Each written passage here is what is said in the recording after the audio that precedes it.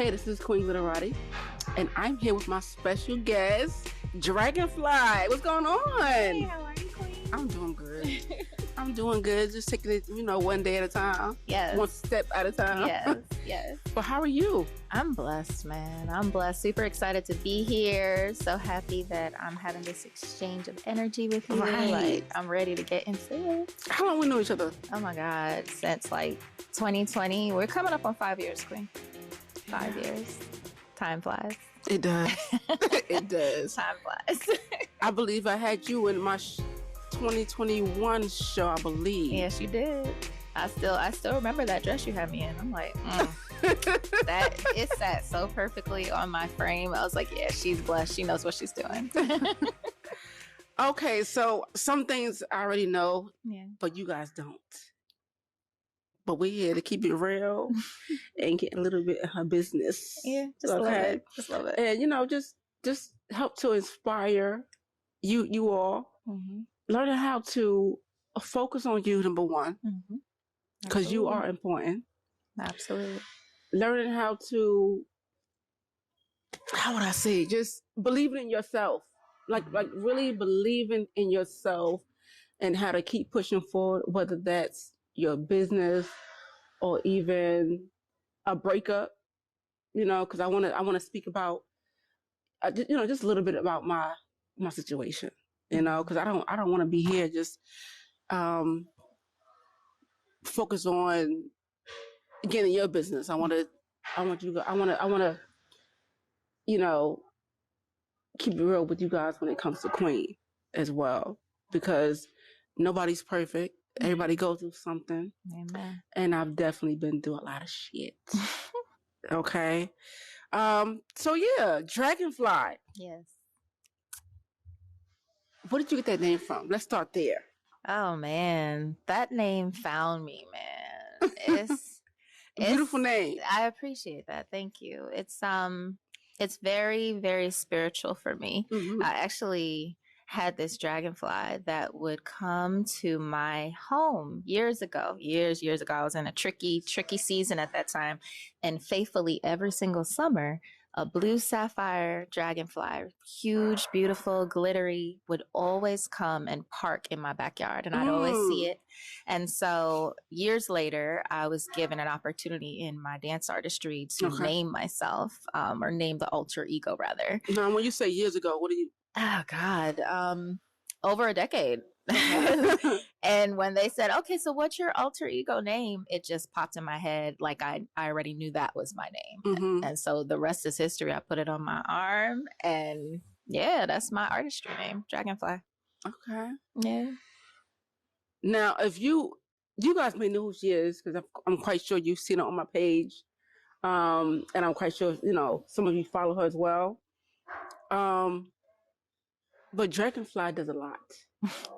She does more than just, what do you call it? Dance artistry. Yes. Yeah. She does more than that.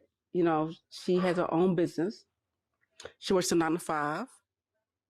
And she's a soccer mom. Are you married? I'm not. I'm divorcee. Divorce. So real quick, let's jump into that. Yeah. Your divorce.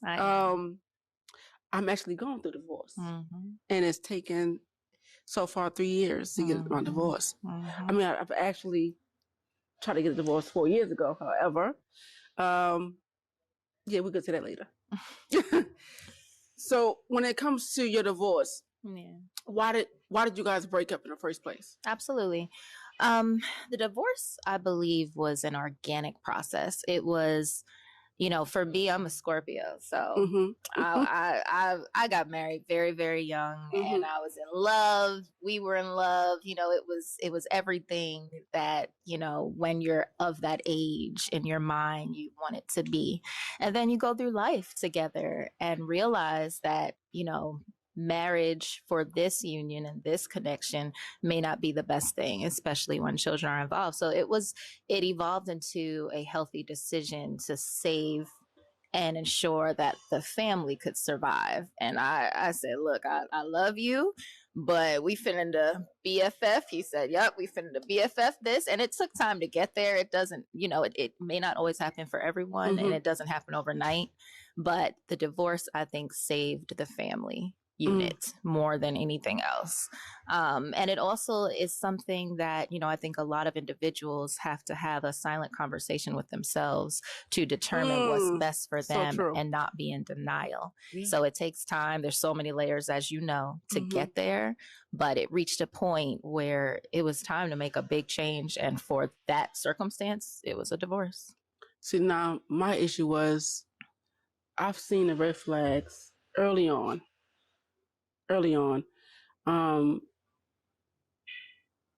And not just like myself. I'm quite sure a lot of you out there have seen the red flags and you stayed anyway, When it comes to my situation, I didn't get married for love. I wasn't in love. He asked me about 7 times to marry him.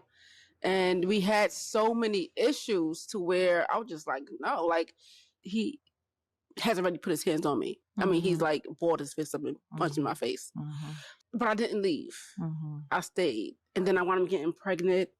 And what caused me to marry him was because of the fact that I was having his baby.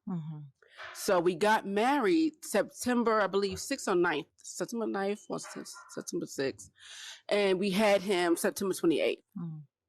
So mine, it wasn't about, because I got to be in love to get married. But I got married because, the saying about, in the Bible, a bastard son, I believe. Yeah. And I didn't want that to be the case. Yeah. So I got married. Yeah. And so what was, so you said you was in love when you got married. I was in love. And I think I appreciate the fact that we have, different walks and experiences in marriage. And I think that's perfect for viewers because there are so many reasons people get married. Sometimes love, sometimes it's the baby, circumstances, sometimes it's business, whatever the case. So I really value the fact that we can have this exchange with different perspectives. For me, yes, young and in love. And then you grow older and you begin to understand what love is more and more and more. But it's always hard. Whatever way you came into it, it's always hard. And when you talk about flags and you talk about your experience with, different layers of domestic violence, that's such a big pot. You know what I mean? Have you dealt with that? I have in my life. Yes, I have.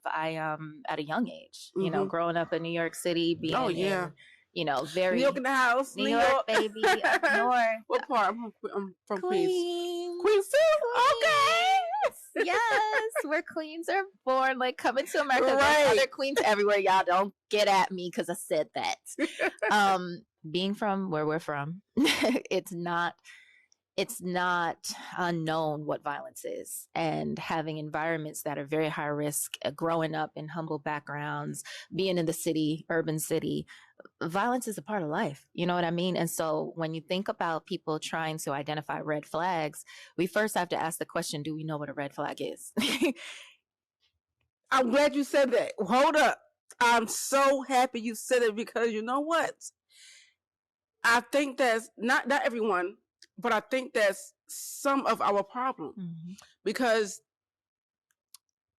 as women, we're forgivers. We just want to love and give, as women, because, that's how God made us. Yeah. Nurturers. Okay. So we see red flags and we're like, well, okay, you want to do it again, or, I forgive you, don't do it again. And I think that's one of the issues that we have because, goddamn, I done forgave a lot until it destroyed me. Yeah. But continue, girl. Continue. Yeah. And you, Ray, when you say that, it also raises the whole element of shame that comes in. You know what I mean? Especially if you're of younger ages and things are happening. Like I was in high school, and I'm like, how do you at a young age even understand what shame feels like? You just know it's something that doesn't feel comfortable, and you don't want to feel it. So if you don't know the steps to take to completely eliminate that feeling, you can find yourself in traps. New York. Yes, you can find yourself in traps. Right. And so for me, I know that from a young age, it's more like, if you try me, I'm gonna try you back. I don't care how big you are. I don't care how small you are. That's just my energy. I'm also a Scorpio, so they have a bad rep for us. I don't know what that's about. But the point is, that's always been my makeup. And so understanding that as an older woman, as an example, like red flags, I need to see what my red flags are too. Right. What triggers me? What gets me going? And so those things I think are very important conversations to have with our young women, especially our young girls, as they're blueprinting out what is a healthy foundation for a relationship, what is a red flag, and do I stay or don't I stay based on this violation that I might have had done on me or I have done on someone else. And that's one of the reasons why I brought you into my foundation called Brighter Tomorrow, because we need to really have these conversations. Yeah. They're important. Yeah. Because some of us don't know. Yeah. And I'm not speaking just, for women. It's men too. Yeah. You have abusive women, you know. Yeah, so go ahead. I'm sorry. Yeah, no, absolutely. And I'm big on conversations that are considered stigma or not. You can't have this conversation. You can't have. I'm the first one to be like, let's make a whole entire hour workshop on this conversation because if you can't get a community to talk about the things that nobody's talking about, people are suffering and suffering in silence, because I know what that feels like. I want to attach myself to any foundation, any LLC, even my own work, any person that has a soul that's trying to regroup that narrative. Right.